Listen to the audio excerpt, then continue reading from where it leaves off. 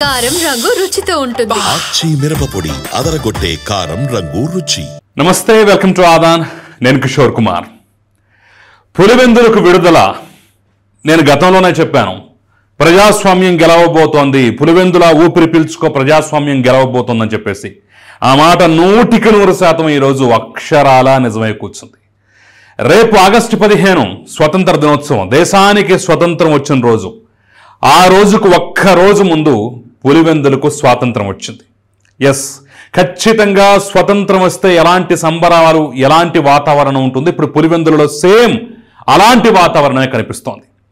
30 ఏళ్లుగా సాధ్యం కాని దాన్ని ఈ ఎన్నికల్లో ఎలా సాధ్యం చేశారు, ఎలా సాధ్యం చేసి చూపించారు అనేది నేను ఈ వీడియోలో క్లుప్తంగా చెప్పేటటువంటి ప్రయత్నం చేస్తాను.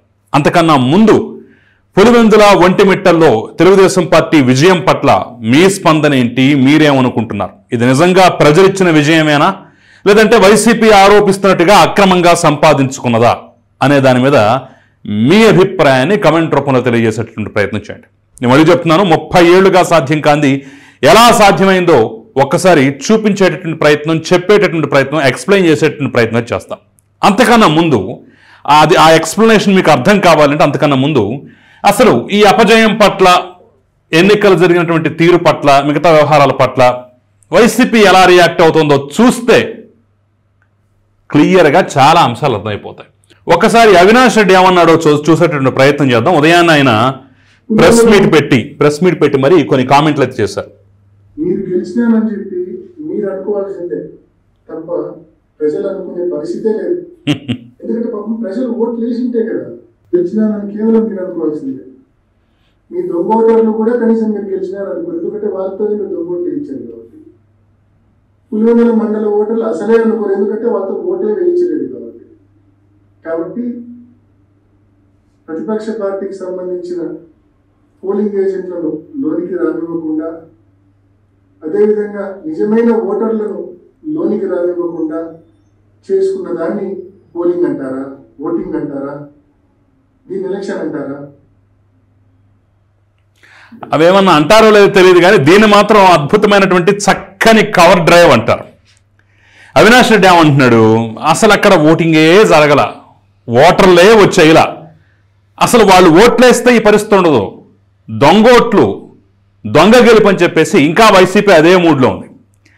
ఇలాంటి మాటలకి మనం ఏదో రియాక్ట్ అవటం, తెలుగుదేశం ఏదో రియాక్ట్ అవటం, తెలుగుదేశం ఏదో కౌంటర్ అవ్వటం కాదు. ఒకానొక సందర్భంలో ఇలాంటి మాటలు, ఇలాంటి కామెంట్లు వస్తే వాళ్ళ నాయకుడు ఆ రోజుల్లో అసలు రాయలసీమను సామంత రాజ్యంగా పరిపాలనించినటువంటి పెద్దిరెడ్డి రామచంద్రారెడ్డి, ఆయన ఏమన్నాడు, వీళ్ళందరికీ గురువు కదా, ఆది గురువు కదా, ఆయన ఏమన్నాడు ఒక్కసారి చూసే ప్రయత్నం చేస్తే అవినాష్ రెడ్డికి ఎవరో కౌంటర్ ఇవ్వక్కర్లా, వాళ్ళ నాయకుడు ఇచ్చారు ఆ కౌంటర్. చూద్దరు కానీ మీరు ఏమన్నాడు పెద్దిరెడ్డి, ఒకసారి ఏమన్నాడు మీరు వినండి.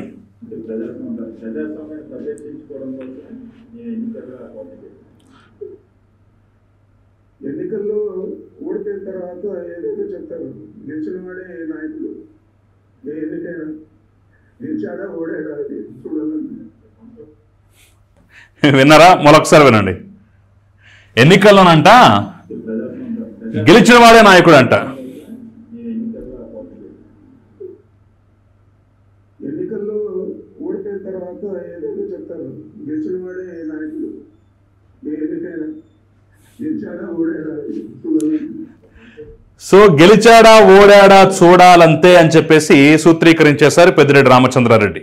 గెలిచిన వాడే నాయకుడు, గెలిచాడా ఓడాడా చూడాలి తప్ప ఈ మాటలన్నీ ఎందుకు అని చెప్పేసి ఆయన ఆ రోజు అన్నమాట ఈరోజు అవినాష్ రెడ్డికి కౌంటర్గా ఉపయోగపడింది. నిజంగా ఈ ఎన్నిక నిష్పక్షపాతంగా జరగలేదా? మరి అయితే ఇదేంటి?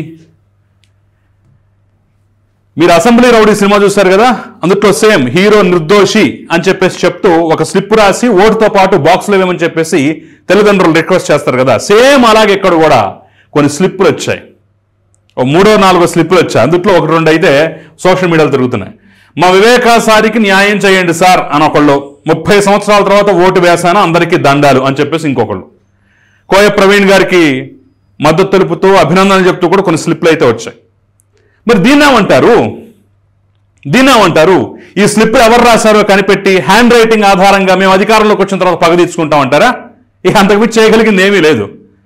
ప్రజలు ఓటు హక్కును వినియోగించుకున్న సందర్భం ప్రతి ఒక్కళ్ళు చెప్తూనే ఉన్నారు 30 ఏళ్ల తర్వాత ఎన్నికలు. ఆఖరికి చంద్రబాబు నాయుడు ఇప్పుడు 4వ ముఖ్యమంత్రి. ఆయన 4వ ముఖ్యమంత్రి అయిన తర్వాత అక్కడ ఎన్నికలు జరుగుతున్నాయి తప్ప ఆయన మొదటి 3 సార్లు ముఖ్యమంత్రి అయినప్పుడు కూడా మరి పెద్దగా పట్టించుకోలేదో, ఆయన పట్టు సంపాదించలేదు, దాని మీద కాన్సన్ట్రేట్ చేయలేదు తెలియదు. కానీ మొత్తానికి ఆయన ముఖ్యమంత్రిగా ఉన్నటువంటి గత సందర్భాల్లో కూడా అక్కడ ఎన్నికలు లేవు. ఏకగ్రీవాలు ఏదో ఓటు కోసం మొహమాసిపోయిన వాళ్ళలాగా పాపం వాళ్ళు మాకు సంతోషంగా ఉంది అని చెప్పేసి చెప్తంతో పాటు వివేకాసారికి న్యాయం చేయండి, దొంగ ఓట్లు, దొంగ గెలుపు ఇవి కాదు, ఇది అసలు ప్రతిస్పందన. ఈ ప్రతిస్పందనను అర్థం చేసుకోలేక దాన్ని కవర్ చేసుకునేందుకు కవర్ డ్రైవర్ కొడుతున్నాడు అవినాష్ రెడ్డి. ఇది కదా అసలైన ప్రతిస్పందన.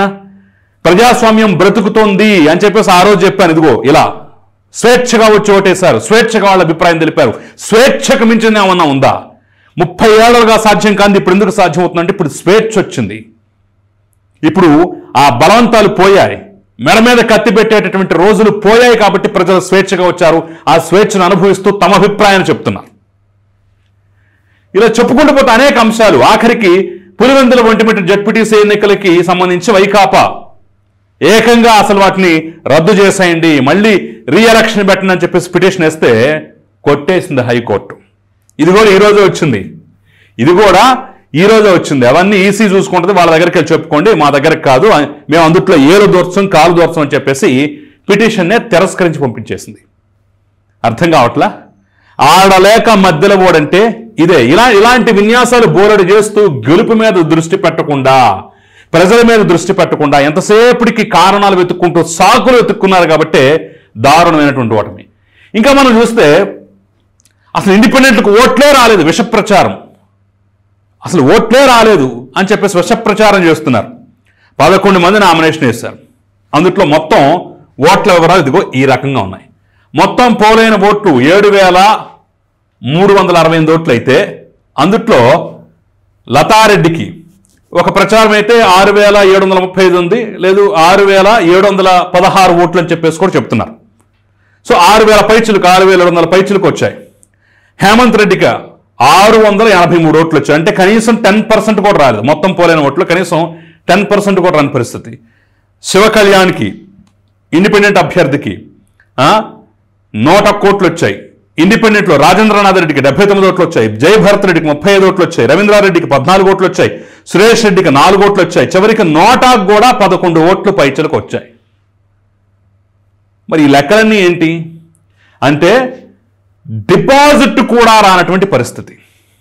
డిపాజిట్ తమ సొంత నియోజకవర్గంలో సరే రిగ్గింగ్ చేశారు, అది చేశారు, ఇది చేశారు అంటే ఓకే, కాసేపు ఒప్పుకుందాం, నిజమే చేశారేమో, అక్రమాలు జరిగాయని చెప్పేసి. డిపాజిట్ కూడా రాని పరిస్థితి ఉంటుందా? కంచుకోటలో 30 ఏళ్లుగా కనీసం ప్రత్యర్థి కూడా నిలబడటానికి వీలు లేనటువంటి పరిస్థితులు ఉన్నటువంటి చాలా పట్టున్నటువంటి ప్రాంతంలో కంచుకోటలో అసలు ఎన్నికల చరిత్రలో వాళ్ళ కుటుంబం ఎన్నికల్లో నిలబడ దగ్గర నుంచి ఇప్పటి వరకు ఆ సీటు వేరే వాడు గెలవాల. అలాంటి కంచుకోటలో అలాంటి ప్లేస్లో ఒక జడ్పీ ఎన్నికలు జరుగుతుంటే ఎంత ఏజ్ చేసినా సరే డిపాజిట్ కూడా రాని పరిస్థితి ఉంటుందా? మరి రిగ్గింగ్లు చేస్తే అవి చేస్తే ఈ చేస్తే డిపాజిట్లు ఎందుకు రావు? రిగ్గింగ్ చేశారు అంటున్నారు. ఒక్కసారి రిగ్గింగ్ మాట కూడా మనం చూసేటటువంటి ప్రయత్నం చేద్దాం. ఆ రిగ్గింగ్ కథ కూడా ఒకసారి నేను క్లియర్గా చూపించేటటువంటి ప్రయత్నం చేస్తాను. పులివెందుల్లో 2వ రోజు అంటే ఒక 2 చోట్ల మాత్రం రీపోలింగ్ పెట్టారు. పులివెందుల్లో 2 చోట్ల రీపోలింగ్, అది కూడా ప్రశాంతంగా జరిగింది. ఇదిగో ఈ కొత్తపల్లిలో ఓట్లు వేసేందుకు కొడుతున్న మహిళలు ఈ రీపోలింగ్ని వైసీపీ బహిష్కరించింది.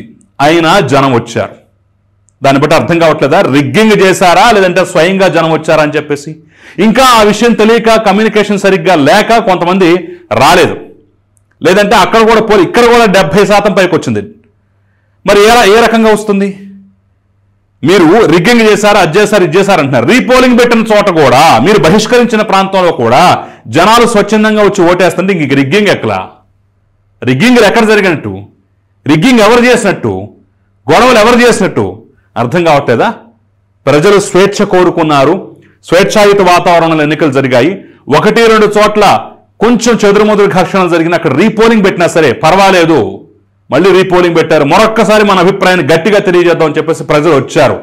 కాబట్టే 2 చోట్ల రీపోలింగ్ కూడా ప్రశాంతంగా జరగగలిగింది. మరి ఇంత ప్రశాంతంగా జరిగితే ఇంకెక్కడ?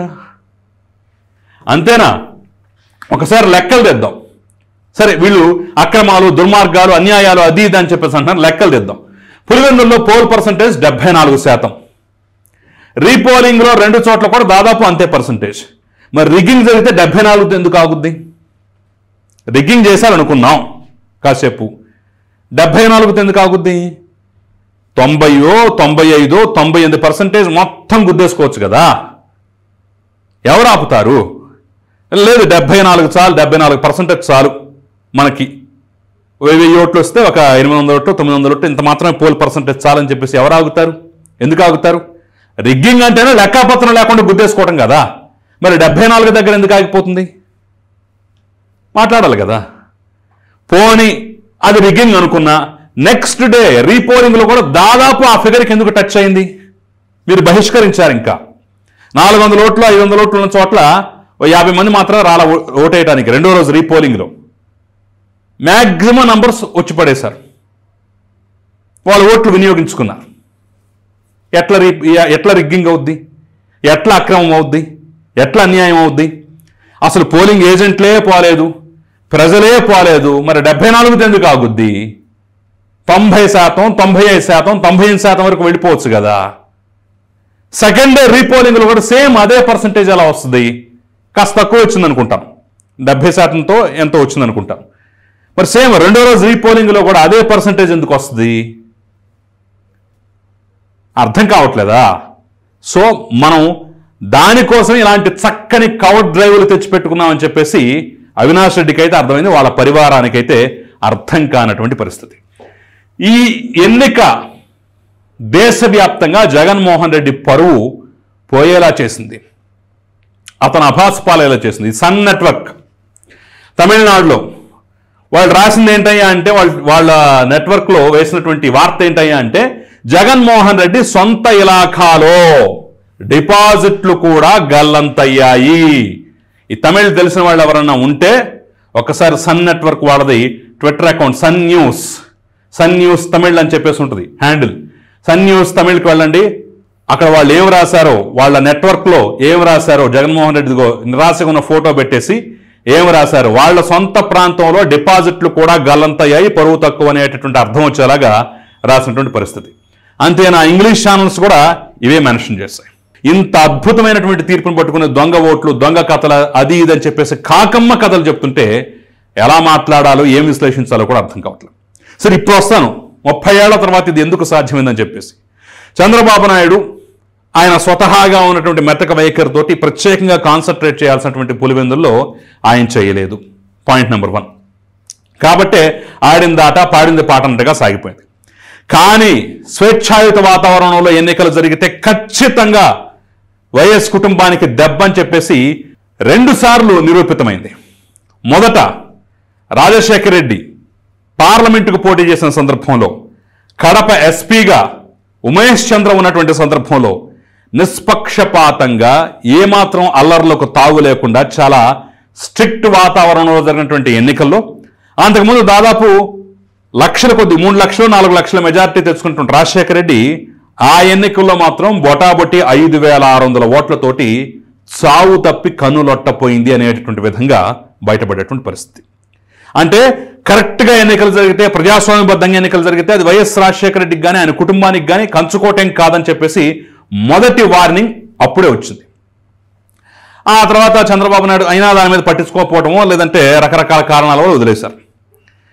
వైనాట్ కుప్పం, వైనాట్ 175 అని చెప్పేసి 2024 ఎన్నికల్లో ఏ రకమైనటువంటి నినాదం తీసుకొని అక్కడ స్థానిక సంస్థల్లో కూడా నామినేషన్లు వేసేటువంటి అవకాశం లేకుండా కుప్పం మున్సిపాలిటీ కానీ మిగతా చోట్ల కానివ్వండి ఏ రకంగా వైఎస్ఆర్ కాంగ్రెస్ పార్టీ సొంతం చేసుకుందో వాళ్ళకి గట్టి గుణపాఠం చెప్పాలని చెప్పేసి లోకేష్ కృతనిశ్చయంతో ఉన్నాడు. 24 ఎన్నికల్లో గెలవటం ఆలస్యం, ఈసారి పులివెందుల్లో అవకాశం మనకు దొరక్కపోదు, దొరికితే మనం చూడకపోదని చెప్పేసి అప్పటి నుంచే రంగంలోకి దిగారు.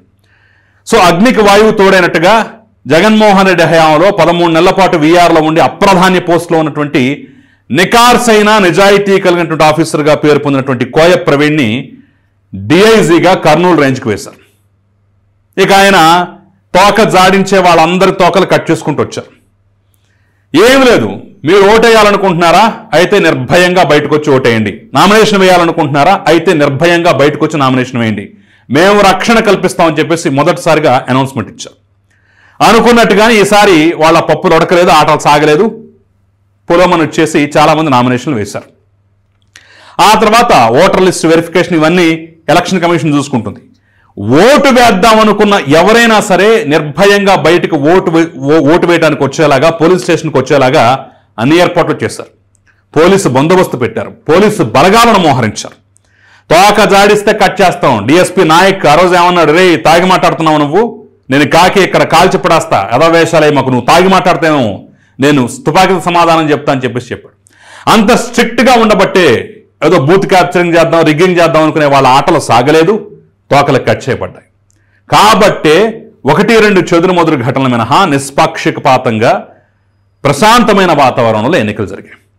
నేను ముందే చెప్పాను కదా, 30 ఏళ్ల తర్వాత చాలా మంది ఓటు హక్కును వినియోగించుకుంటున్నారు స్థానిక సంస్థల ఎన్నికల్లో. ఆ ఆనందంతో తీర్పిచ్చారు.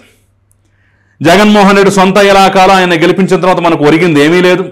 ఆయన ముఖ్యమంత్రిగా ఉండగా పడిగాపులు కాస్తూ ఉన్నాం తప్ప ఆయన మన ఏ రోజు పట్టించుకోలేదనే భావన లోపల ఉన్నా, జగన్మోహన్ రెడ్డి గెలిచిన తర్వాత పరిస్థితులు ఒక రకంగా ఉన్నాయి, ఓడిపోయిన తర్వాత మరో రకంగా ఉన్నాయి.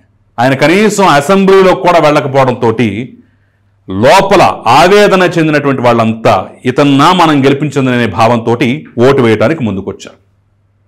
అలా ఓటు వేద్దాం అనుకున్న వాళ్ళు ముందుకొచ్చిన ప్రతి ఒక్కరికి ఎలాంటి ఇబ్బందులు లేకుండా రక్షణ కవచాలుగా పోలీసులు నిలిచారు. వాళ్ళందరినీ పోలింగ్ స్టేషన్ దగ్గరికి తీసుకువెళ్లారు. నిష్పక్షపాతంగా ఓటింగ్ జరిగేలాగా చూశారు. ఈ 3 అంశాలే భయం తీసేశారు, రక్షణ కల్పించారు, ఓటు హక్కు వినియోగించుకునేలాగా చర్యలు తీసుకున్నారు. ఈ 3 అంశాలే వాళ్ళ కంచు కోటను బద్దలు కొట్టేలాగా. వీటన్నింటికి మించి జగన్మోహన్ రెడ్డి ఆయన ప్రభుత్వంలో ఉండగా వ్యవహరించిన తీరు, ప్రతిపక్షంలో ఉండగా వ్యవహరించిన తీరు, తమను ఏ సందర్భంలో కూడా పట్టించుకున్నటువంటి విధానం, గాలికి వదిలిసిన తీరు పట్ల వేదనతో ఉన్న వాళ్ళంతా ఆయనకు వ్యతిరేకంగా ఒక్కసారిగా గళమెత్తారు ఓటు రూపంలో. అదే 30 ఏళ్ల తర్వాత సాధ్యమైంది. సో ఇంతకుమించి పెద్ద బ్రహ్మ పదార్థం, రాకెట్ సైన్స్ ఇందుట్లో ఏమీ లేదు. స్వేచ్ఛగా ఓటు వేద్దాం అనుకున్న వాళ్ళకి అవకాశం దొరికింది, ఓటు వేశారు, తీర్పిచ్చారు. ఆ తీర్పు ఇంత బలంగా ఉంది. ఇంతకుమించి చెప్పుకోవడానికి కూడా ఇంకా ఏమీ లేదు, అవసరం లేదు కూడా. సో మరి ఈ తీర్పు పట్ల మీరేమనుకుంటున్నారు? మీ అభిప్రాయం ఏంటని ఖచ్చితంగా కమెంట్ చేయండి. Thank you.